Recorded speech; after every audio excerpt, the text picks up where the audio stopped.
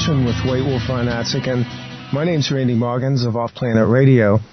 And this will be a new season, or this is the second part of the series. How's that? Yeah, that really sounds pretty good, because, we're just going to kind of continue where we left off whenever we did the last show. Boy, I don't even remember. Yeah, it was a while back, and it was, actually the way that the flow of the original series went was actually perfect. I've gone back and I've looked at it, and we kind of concluded that particular series in a way that gave people a kind of a track to go through. And I know comments I've gotten back, there's been some positive results out there from people.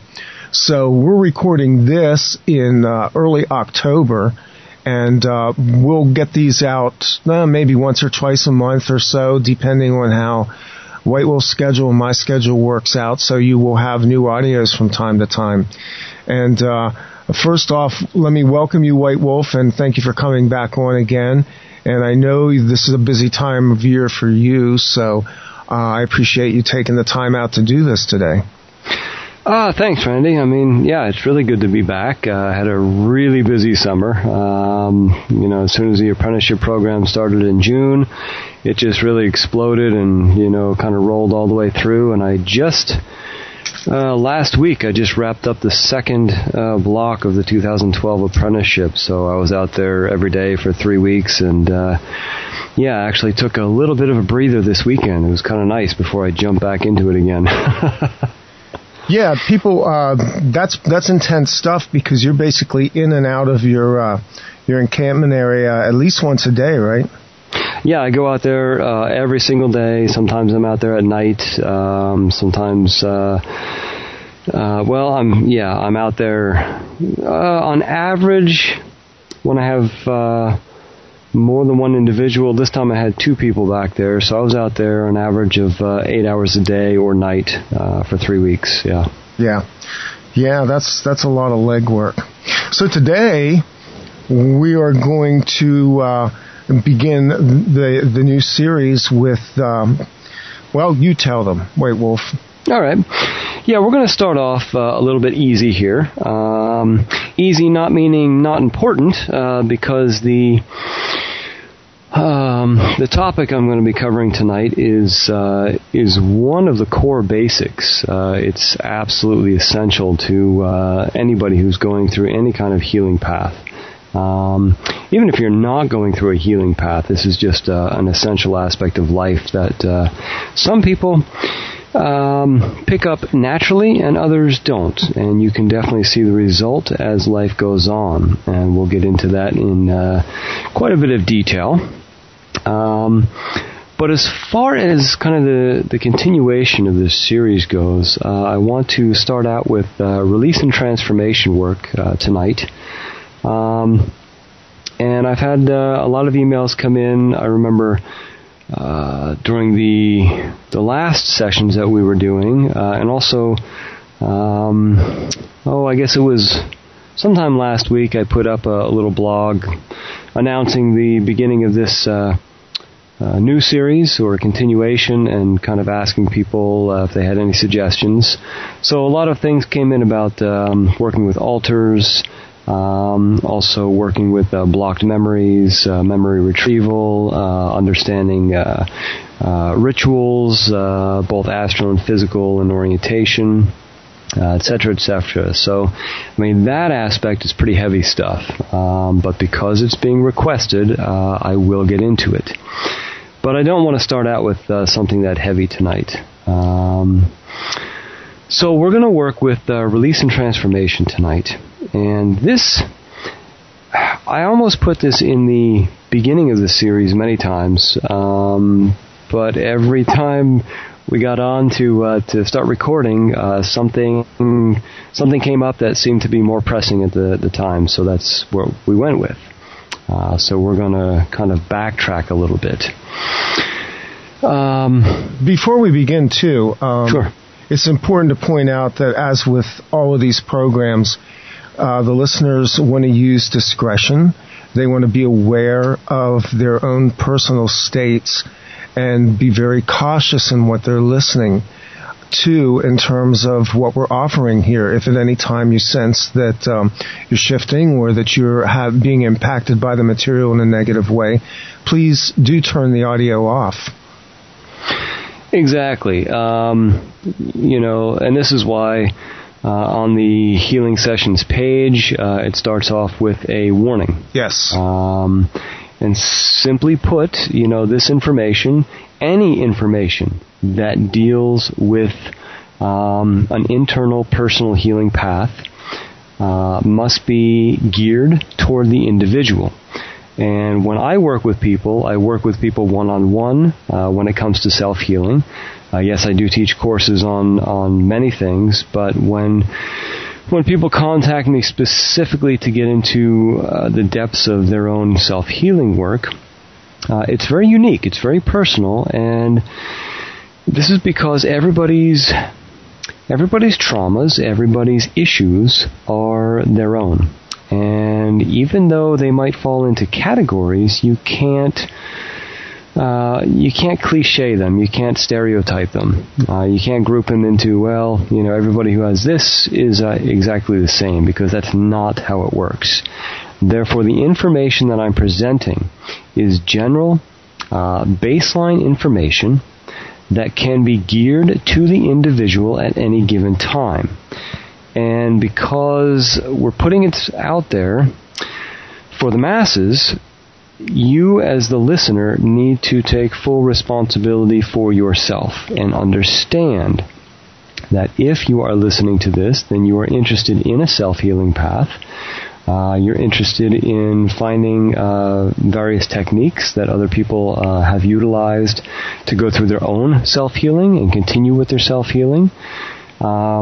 But at the same time, you got to understand that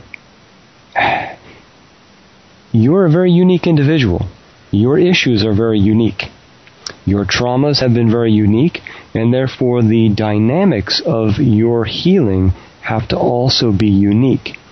These techniques that I present are baseline techniques, and I have seen them work for everybody that I work with. However, this does not mean that some of the techniques did not have to be tweaked to fit specific individuals' needs and variations. So keep that in mind when you're listening. If you're listening and you're finding a technique to be potentially triggering, that is not the point and purpose of the technique.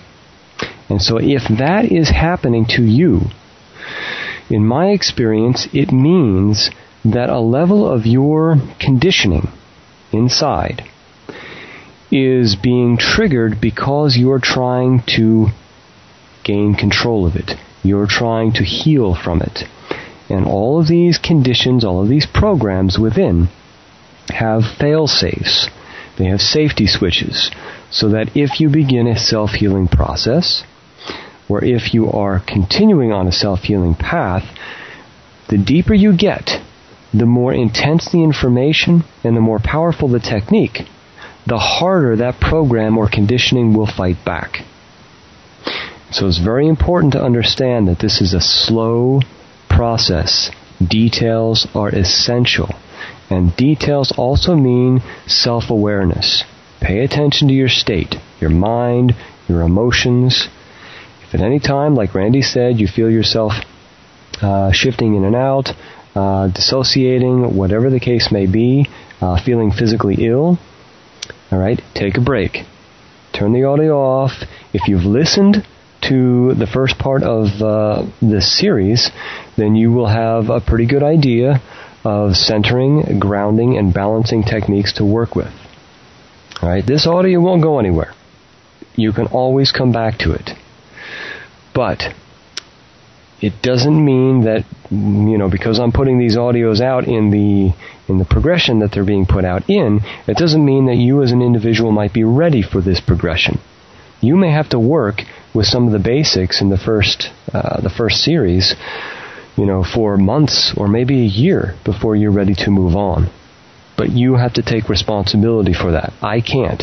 I'm just presenting baseline information with the sole intent and purpose of helping people. helping people help themselves. And that means that you're in the driver's seat. I'm just kind of giving you techniques from my own experiences that have worked for me. And really, you always are in the driver's seat, because all healing is self-healing. Having a guide, having resources and things like that are all very useful.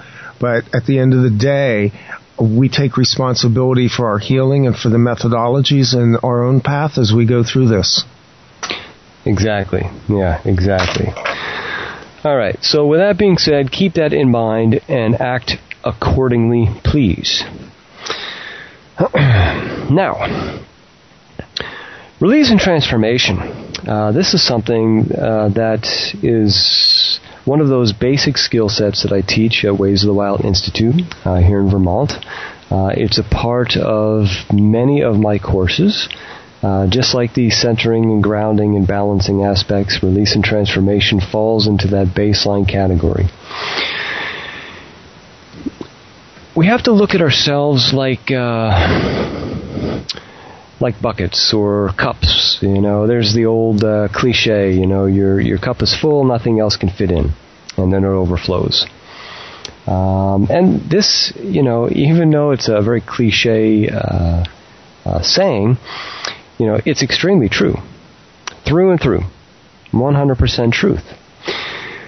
We are spiritual beings who have decided to compartmentalize ourselves outside of the non-physical existence into the illusion of physical existence in order to gain experiences that only a sealed-off conscious state could comprehend with the fullness of physical experience. So in other words, we can't gain these experiences in a non-physical state. Our consciousness in that aspect of our being is too vast.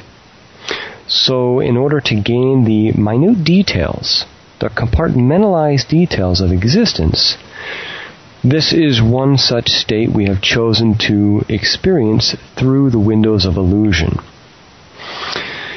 And this actually is a whole nother topic that I'm not going to get into tonight because it is quite vast. But it is part of the Complete Self-Oversoul course that I teach, which should be available on DVD by December. But I'll announce that later on my website. However, if you look at some of the elderly folk in the world, some of the elderly folk are bent, very heavy, they're grumpy, they're not very pleasant to be around. Their energy is very heavy, it's very dense. They're either filled with anger, guilt, regret, whatever it happens to be. These are individuals who have not learned how to release. They have not learned the art of transformation. And so they are literally, their energy, their bodies are literally filled with experiences, old experiences, that weigh them down. This, in time, creates stagnation in many of the physical components of the body, the meridians of the body, the lymph system of the body, within each specific organ. And stagnation is eventually death, because stagnation in the body creates diseases and the body breaks down. But the body follows the mind. Like I've said many times before and will continue to say, the body is a product of our brain. Our brain is a product of our mind, which I explain in 10 DVDs in my Eagle Mind DVD set. However, the body follows the brain and the brain follows the mind. Therefore, if we don't know how to release our experiences as life goes on, these experiences energetically build in our body. And over time, since they are energy must create. That's all energy can do. Even an act of destruction is a form of creation. So, these energies, if we do not release, must create. This is where disease and illness come from. They begin to create the only thing that they can.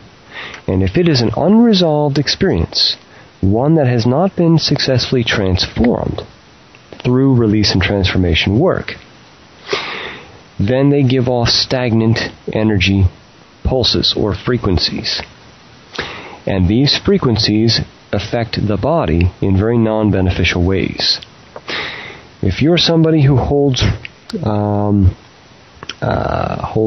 regret, lots and lots of regret, this can end up developing into things like cancer. If you hold a lot of anger, you will end up with liver problems. You might end up with reoccurring bladder infections, things like this. If you hold lots of grief and you're not able to release and transform the grief, you will end up having lung issues. You may be prone to things like asthma, bronchitis, rolling into pneumonia, things like that. Your endurance will be low. Your stamina will be low. If you haven't been able to successfully transform and release things like fear, then your kidney energy will be depleted. You will end up having weak kidney energy. This will affect your sexual functions and the entire energy of the body. Kidney and lungs communicate with each other. So if the one's low, eventually the other one's also going to be low. If your liver is filled with anger and stagnation, excess heat, then it's going to invade your spleen energy, and this is going to uproot your grounding. It's going to deplete your digestive system. You're not going to be able to absorb the nutrients, and you're going to end up becoming extremely weak from this. So the entire organ matrix of the body is extremely complex, very dynamic and multidimensional. They all communicate with one another, but proper communication relies upon what we do with our minds and how we choose to go through our lives with the ability of proper experiences, meaning what we do with our experiences. Now let's backtrack a little bit. If we're talking about gaining experiences and releasing experiences, what's really the first question that comes up? Where? Where do we release these experiences? Right? Yeah. If we're talking about releasing them, then where do they go? Yeah, we don't want to release them back into the same field that's already contaminated, right? Exactly. In other words, there's a lot of people out there who they're teaching release work into the earth. They're teaching release work into the water.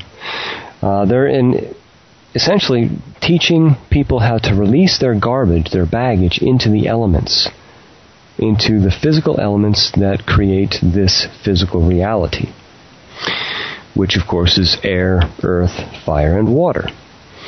Well, there's a problem with that. If we're releasing our experiences, all of our non-beneficial experiences specifically, into the earth, I have been to many people who teach people how to create a tube coming from their root energy center, their root chakra, straight down through the legs into the earth. And this is where they dump everything. I've also had other people that teach the same thing with water. Stand in water and release all your garbage, all your non-beneficial experiences into the water and let the water sweep them away. Now, what potential problem can we see with this, with 7 billion people on the face of the planet right now? Yeah, this is just what we need, isn't it? Yeah. This is a form of pollution. Actually, this is what we do have right now that I think about it. Yes. People don't know how to release properly, and so they just dump it into the earth. They dump it into the water. They dump it into the air. everything that is existing, all the issues and problems in life as we see it in this modern day and age, in this world, is a result of non-beneficial experiences, energies, and actions of the human mind population, or the human population's mindsets.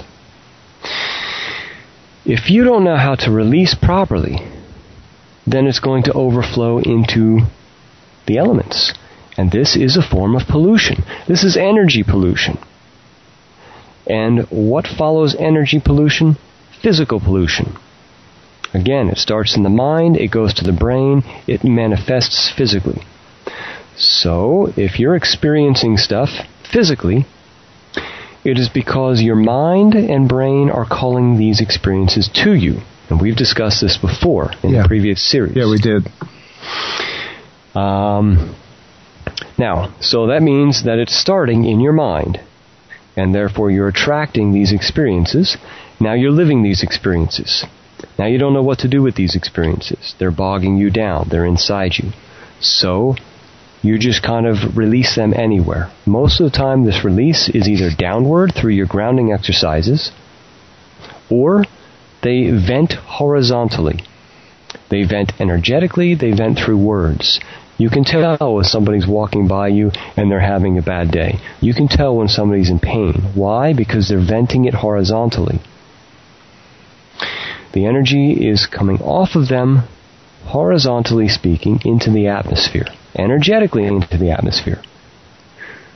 Now, when you have billions of people doing this, these energies are compiling in the earth energy, in the water energy, in the air energy, and this increases physical manifested pollution. Now, of course, this isn't even to touch the energetic pollution that adds to the energetic pollution of the artificial energy fields of the world today, both above ground and below ground, that we're all exposed to.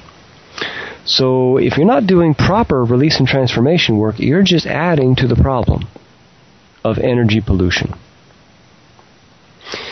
The earth is not our garbage can, nor is the air, nor is the water. People are out there talking about respecting the earth, and at the same time they're talking about dumping all their garbage into the earth. Just release all your garbage into the earth. Let the earth transform it. That's not the purpose of the earth. So what do we do with our experiences? We have to look to the non-physical aspect of ourselves. The physical aspect of life is dense, very dense. Therefore, things happen much more slowly here. If you have 7 billion people dumping their energetic garbage into the earth, it's going to take a very long time for the earth to be able to do anything with that. And if this continues, in another, 5 years we'll have 8 billion people, and so on and so on. The earth can't take all that energy and transform it. That's not the purpose of the earth. So we have to look at something with a higher frequency. We have to look at something with a high enough frequency that does not physically manifest. This is the frequency of which we all come out of. This is the non-physical ties to the realm of spirit, whatever you want to call the source of life. I don't really care what name you call it, that's up to you. But it's the energetic pocket that you as an individual come out of, which is a transition zone between you and the physical and the pure realm of spirit, the source of life. This energetic pocket is what my teacher, Michkalain, called the Manatuak. And the Manatuak today goes by many names. Some of the more common names out there are the complete self, the higher self, the oversoul. All of this is the same as the Manatuak. And it is literally a unique energy pocket that is an extension of the source of life. And within these energy pockets, you have specific frequency sets that are similar in nature. And within these specific frequency pockets, you have many, many different life strands that have the potential of physically manifesting in any universe you want. Now, I'm just going to touch very briefly on this because I have an entire course that I teach about this, and it's 3 solid days, so it's a lot of information. So just to touch on that, that's what I'm talking about when I'm talking about the Manituak and when I'm talking about the non-physical aspect of self. You can view it as a hot air balloon if you want to. The hot air balloon, of course, the air itself being non-physical, and the basket in which you stand being the physical. The basket in which you stand is you in this physical life. The hot air above you, this is the non-physical aspect of which you have manifested from or out of. Therefore, you have the strands of the balloon holding up the basket. Now, while you're experiencing this physical reality, you extend into physical reality from this energy pocket, this frequency pocket, the Manituak. When you decide to leave this physical life, there is a silver channel that is actually the frequency color of the Manituak. It is a very brilliant, very, very bright silver. You end up being drawn up this silver channel, which is basically like an umbilical cord into physical reality. You end up being drawn back up into the Manituak, into your complete self, your higher self, the oversoul, whatever you want to call it. And of course there's difficulties with that because the powers that be, they have learned many different ways to try to lead people astray, lead people into soul enslavement, etc., etc. But we can leave that for another session if that comes up. But it is in this frequency pocket that we need to aim our release work. Because this Manituak is what contains every single set of experiences we have ever experienced in any form of reality we have ever existed in. You cannot change your Manituak. This is your frequency set. Life after life, it doesn't matter. So, this basically becomes your personal library, and the library of every other lifeline that shares your Manituak. So when we're talking about release work, we're talking about releasing our experiences through the silver channel that connects to the top of our head into the Manituak. Now, the frequency, now remember, everything has a frequency, has a symbol, has a color, even has a sound. So when we're talking about the Manituak, the frequency color that it holds is a brilliant silver, extremely bright. The symbol that it actually manifests as is the infinity symbol, the side-lying figure 8. In a brilliant silver. So if we go into a meditative state and we move our consciousness into the doorway to spirit, which today is called the pineal gland, into the royal blue chakra, the third eye,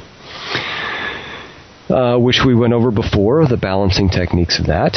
If we move our consciousness into the royal blue, into the doorway of spirit, and we look upward into that silver channel, at the top of the silver channel, we will see a brilliant silver infinity symbol. And this is the the visual symbol of the Manitowoc itself.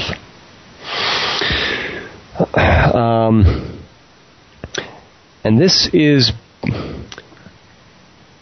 our aim. This is where we want to release all of our experiences. And when I say this, I'm not just talking about non-beneficial experiences.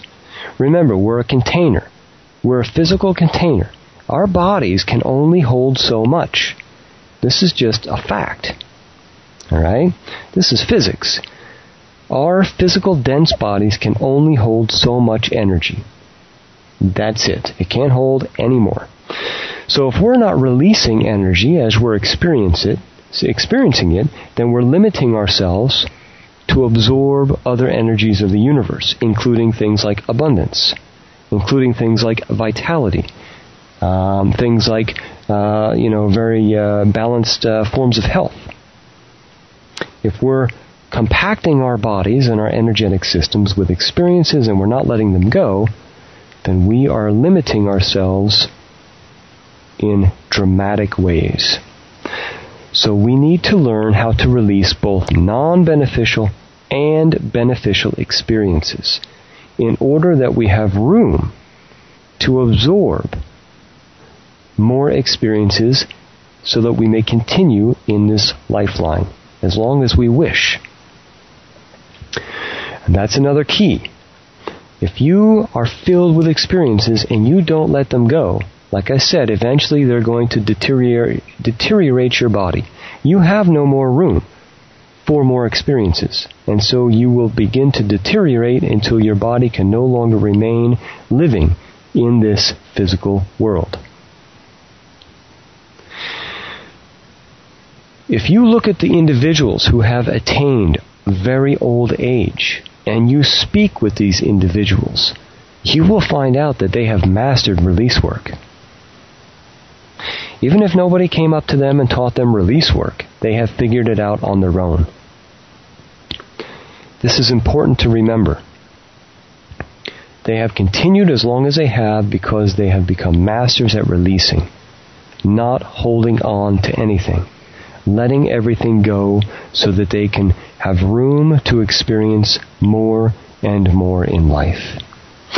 They have understood, they have come to understand that through this release, they can do mental work and emotional work to change the experience sets they continue to gain, so that they don't have to gain non-beneficial experiences like they may have in the past.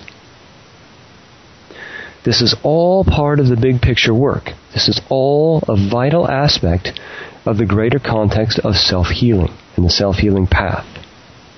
The proper ability to release.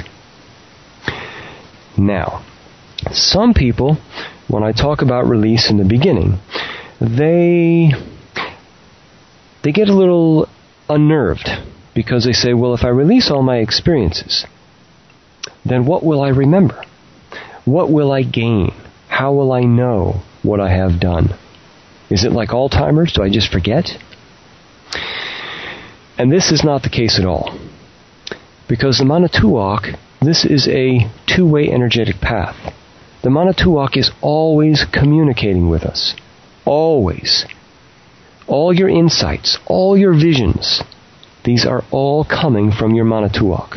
Every single one of them. Genuine inspiration, this is coming from your own Manitowoc. And you release stuff to the Manitowoc.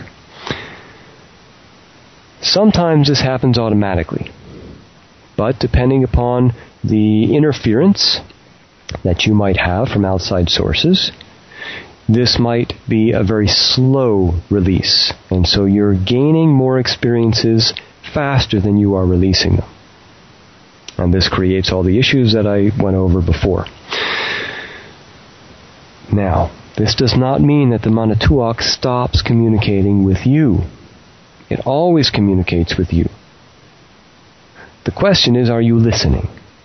Are you clear enough and empty enough to hear it, to accept it, to understand it? Most people that I meet today are not. They're so bogged down with stuff that they don't need any longer, that it plugs up their inner ability to hear and to understand. Now, this means that all of our experiences that we have ever lived go to the Manatuak. When you give up your physical life and you return to the Manatuak, all your experiences remain there. So if you come back into another physical life, the experiences of a simultaneous life or a previous life, whichever you want to call it, are still existing there, which means that we have the ability to ask for and receive this information, this understanding. But we don't have to wait until the next life to gain the information. If we do the proper work in this life, we can release experiences and get back the transformed knowledge, the balanced, flat baseline knowledge in the context of this life. This is how the two-way communication works. We release our experiences, non-beneficial and beneficial, through the silver channel to the Manatuak. The Manatuak transforms these experiences, if we intend that, and then sends this information back down to us as baseline knowledge. And this is what is known as inspiration. This is genuine inspiration, whatever you want to call it. This is insight. This is a sixth sense. This is the ability to know. It is a knowing. This is where our knowings come from. Now, how do we do this process? I think what I'll do is I'll guide you through a little meditation here, so that you have a meditation, a technique that you can work with anytime you wish in your daily life to help you out with release and transformation work. And then after this meditation, I will go back and give you some ideas of some variations and different areas, different ways or different methods within your body that you can do this specific meditation.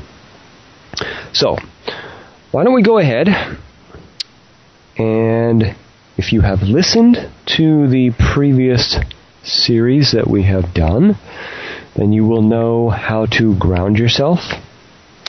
You want to begin by closing your eyes. You want to begin by breathing in through your nose, focusing on the breath going down your spine all the way to the base of the spine, where it spirals, returning up the spine and exhaling out the mouth. One more breath in through the nose, down the spine to the base where it spirals, back up the spine, exhaling out the mouth.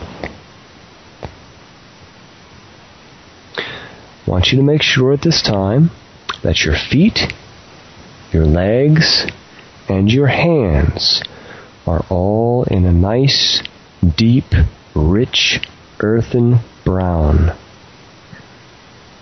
keeping you grounded, solidly connected to the earth, the soil, the root, and the rock.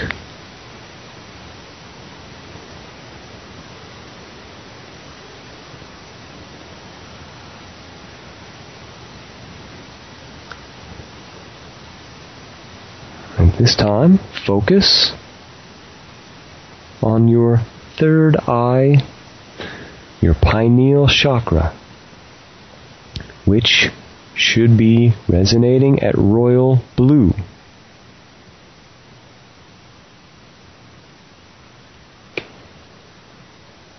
Visualize, if you do not already see it, a royal blue circle right between your eyes. It can also be a three-dimensional sphere. Center a royal blue dot in that royal blue circle or sphere.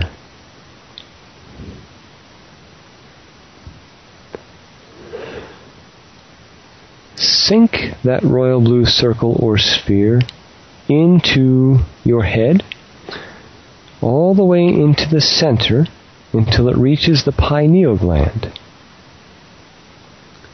If you need assistance in helping find that place, put both your fingers by your ears. Visualize a line going between your fingers to the center of your head, and then another line going from between your eyes directly back to meet that line. That is where your pineal gland is.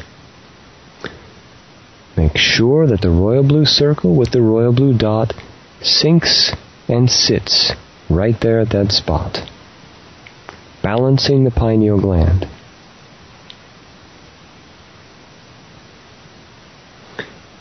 Visualize a brown line running up your spine to your brainstem.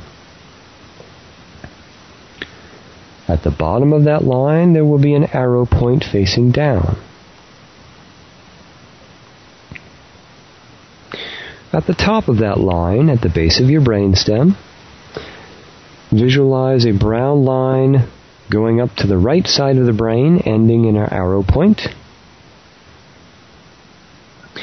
And visualize another brown line from that junction at the brainstem going up to the left side of the brain, ending in an arrow point.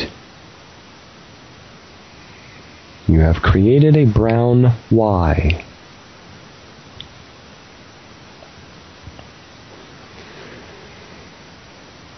Right in the center of that Y, and then down near the junction itself, is your brainstem, which should be resonating in pale red.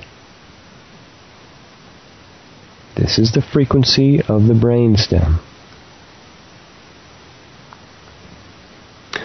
Over top of that, draw another, or visualize another royal blue circle or sphere. So you're drawing it right in the mouth of the Y.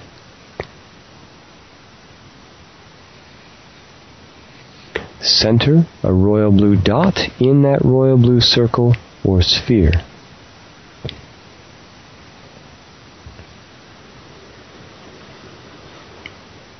Visualize that royal blue circle with the royal blue dot sinking forward into your head to overlap perfectly with the previous royal blue circle and royal blue dot.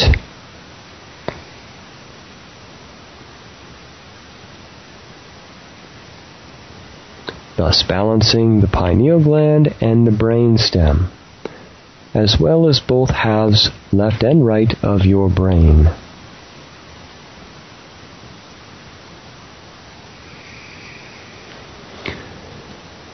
Now I want you to focus your consciousness in the royal blue,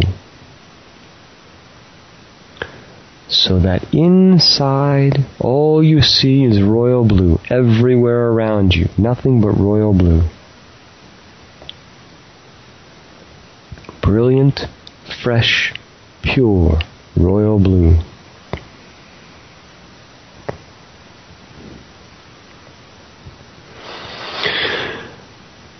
At this time, in your mind, I want you to begin saying the following.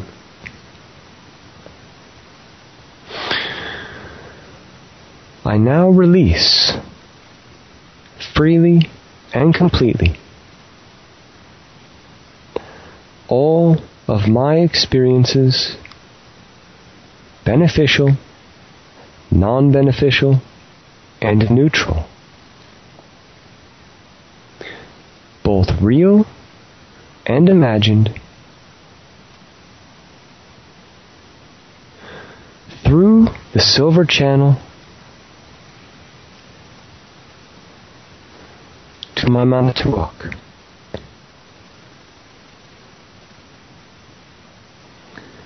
I understand that my Manituak assists me in drawing up all of my experiences, freeing me from the burden of their frequencies.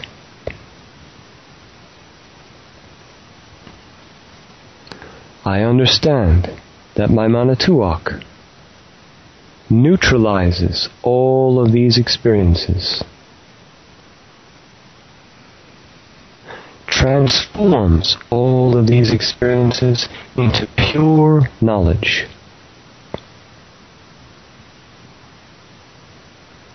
Knowledge of which I ask be sent back down to me through the silver channel,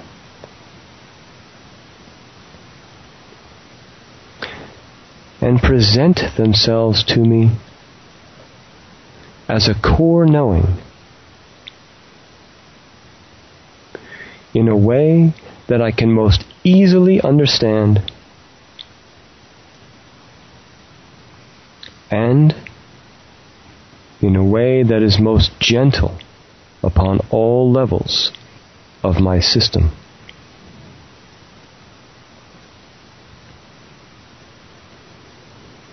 I am free from my experiences. I am clean and open to receive only the most beneficial experiences for the highest state of my being.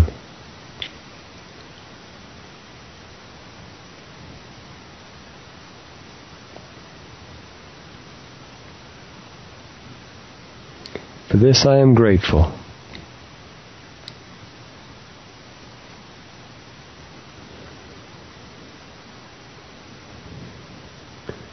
One more time, make sure that the royal blue circle is centered with a royal blue dot.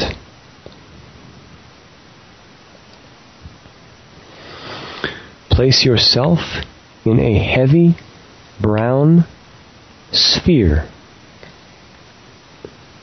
to help you with grounding.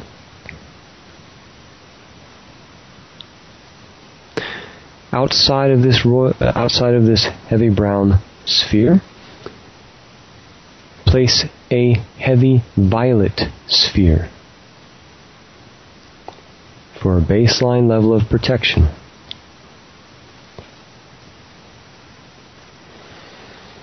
Breathe in through your nose, medium green. Visualize the medium green breath flowing down your spine to the base where it spirals, returning up the spine and exhaling. Open your eyes. That concludes this meditation.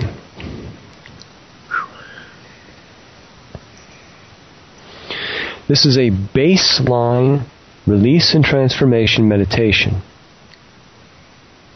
It can be varied, and many times has to be varied to suit specific experiences. This is a general release. This is one that I suggest everybody do before they go to bed every night and when they get up every morning.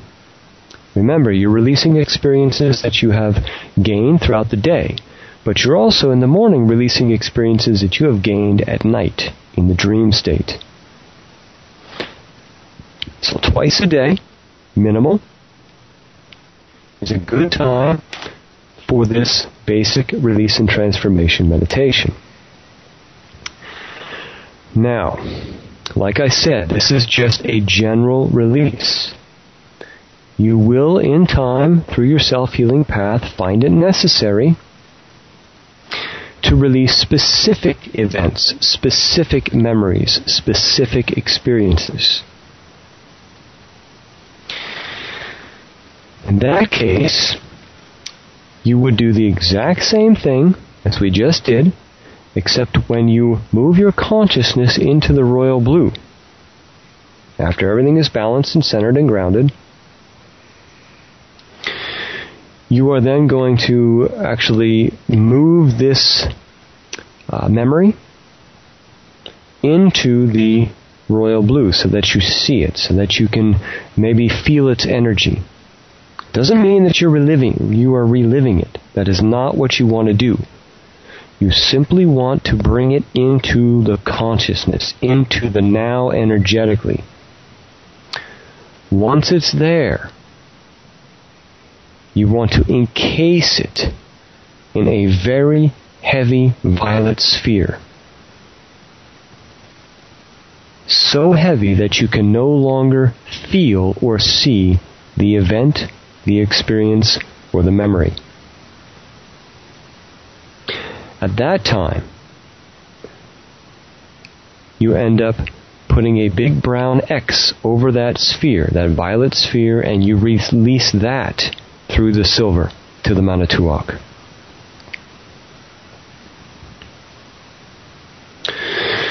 Now, just because you release a memory, a specific memory, does not mean that you will not face that memory again. We have to understand that experiences affect us on many, many levels. And therefore, release work is also addressing memories and experiences on each level. You release an experience on one level at a time. Once it's released successfully from that level, you will descend to the next level. You may find that same memory there again. Don't get frustrated and say, I already released this. What the heck? It's back? Mm-hmm. This stuff doesn't work. That's not the case. This is another aspect of yourself that has to deal with the release of this event, this memory. This is a process that continues until that memory is completely released from all levels that experienced it. Now, while you're doing work in areas of your body, let's say you're going and you're balancing all your chakras from the bottom to the top, and you end up getting into the root chakra and you find some specific memories that are there. You can do this meditation in each chakra. This helps you to further specialize the meditation to the memory and the area of the body. You can do this in the chakras, you can do this in specific organs by moving your consciousness in to these areas. You can do this in meridians, the lymph system. So you can move this meditation into any facet of your body that you feel you need to. Now, there are many more dynamics that could be added to this, especially with the specific memory release, especially with very difficult memories to release. I'm not going to go over that now because that's a whole nother session. I actually have a CD specifically dedicated to that unique technique, and that's the Release and Transformation Part 2 CD.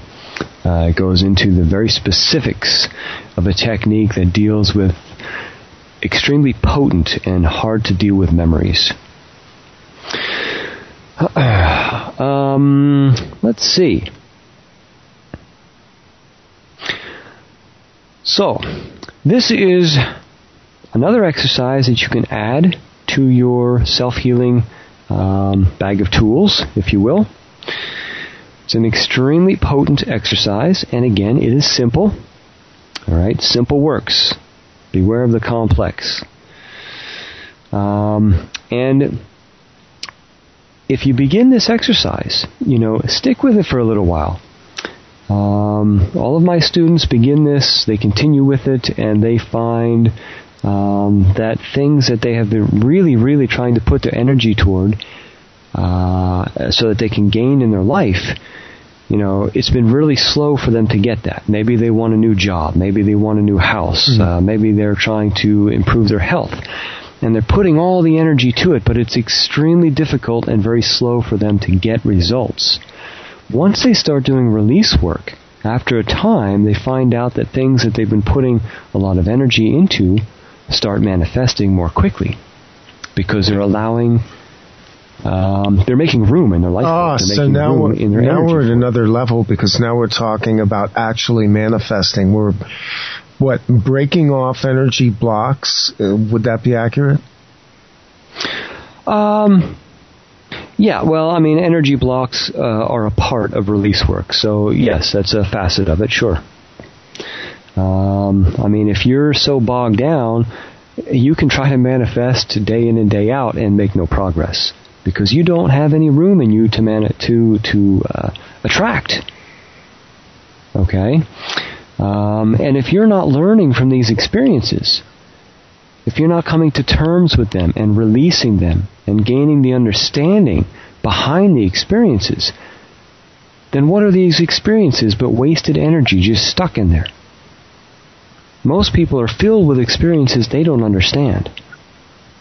So by releasing it and having it transformed in a higher state of self and returned as a knowing is an extremely powerful tool to gain experience, to gain very deep levels of understanding from our past experiences without holding the baggage. This is a great time to talk about and begin release and transformation work. This is autumn. And what is happening? The land is releasing. It is transforming from summer to winter. All the trees are withdrawing their energy and releasing what they no longer need, the baggage of the leaves that have given them the energy that they need to endure the winter, to create buds that will open next spring. If you go out and you look on the trees right now, next spring's buds are already there.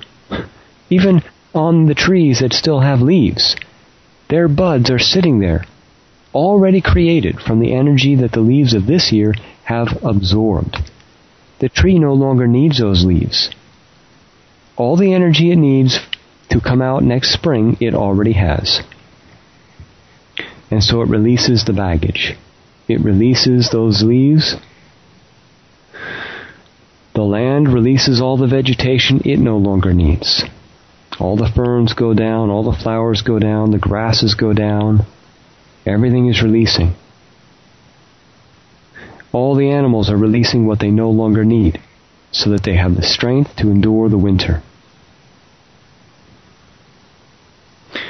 And this is what we do with release work. We release what we no longer need, so that life can give us back what we need to continue. So when you're doing your release work, when you're pondering it, when you're feeling it, look at the land. Look at what the land is doing right now. Even if you're in an area where you don't get winter, it doesn't matter. The land where you're at, you might be in Hawaii, you might be in Thailand, it doesn't matter where you're at. The land always has its own form of release and transformation, even if it's not getting ready for winter. You might be getting ready for the wet season or the dry season, the fruit season. So pay attention to your environment. Watch what it's doing. This is where release and transformation is coming from. This is where we see it happening.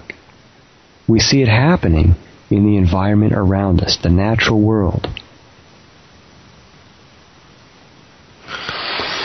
I really like the analogy that you just drew there with the trees and the season that we're in. So we really are in a new season in terms of this work and in terms of the work that I believe some of you out there are going to embark on as well. It's kind of a very interesting symbolism. Yeah, and running Ways of the Wild Institute and living my life the way I do, the majority of what I do, is based upon what you can naturally see happening in the natural environment that surrounds us all. Mm-hmm. There's very little of what I do that I can't point to some facet of wilderness or nature or whatever you want to call it, that the same thing is not happening. Release and transformation is also the water cycle. Right? We look at the waters coming out of the springs in the ground. This is new experience. It's running down the mountainsides, fast and swift, fresh and light. The further down it goes, the more silt it picks up. The more debris it picks up. The more minerals it picks up. And pretty soon it reaches the flatlands, where it becomes so dark you can't even see in it. It's mud. It's so filled with the experiences of life. And then it runs out into ponds, lakes, the ocean. It's then absorbed by the energies of the sun, which could be looked at as the Manituak. It's absorbed. It is then brought into a non-physical state in our atmosphere, high above us. There it's purified. It's neutralized. All the toxins are left. There, it's transformed. When it becomes heavy enough, it falls back to earth as pure water, pure experience, the understanding. And feeds the earth, feeds all life with the moisture, with the energy it needs to move on, to flourish with new life, new creation, new experience sets. It's the water cycle. This is release and transformation. It is the cycle of the water. And I guess that's going to kind of wrap up this session in series number 2, season number 2 of the Healing Path. White Wolf, anything you want to let people know about in terms of what's going on at the Ways of the Wild Institute? Well, let's see. Busy place, I know.